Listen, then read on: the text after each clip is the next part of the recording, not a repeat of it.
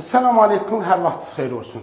Yediğimiz kalbasanın tərkibində ət varmı? Kalbasanın içərisində demək olar ki, minimum və ya az belə bir üslubda hazırlanır. Kalbasanın tərkibində adətən dadlandırıcılar, Y kodları, sümük unu, nişasta, kraxmal və bir çox maddələr vurur ki, bu maddələr bizim sağlığımız üçün təhlükədir.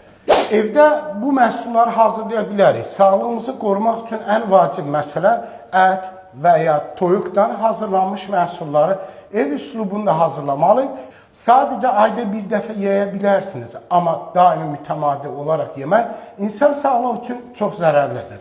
Belə halda nə etməliyik? Məhsul alarkən etiketini mütləq oxumalıyıq. Etiketində yazılan məhsullarla tanış olmalıyıq. Əgər bu məhsulun tərkibində Y və ya digər maddələr mövcuddursa, bu məhsullardan uzaq durmalıyıq.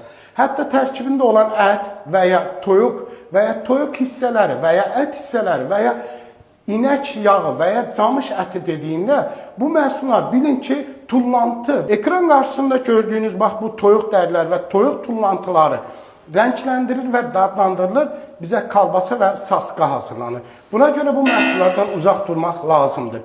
Nə etməliyik? Mən özümə bunu borc bilib, sizlər üçün bu qidanın tərkib hissələrini araşdırmağa davam edirəm.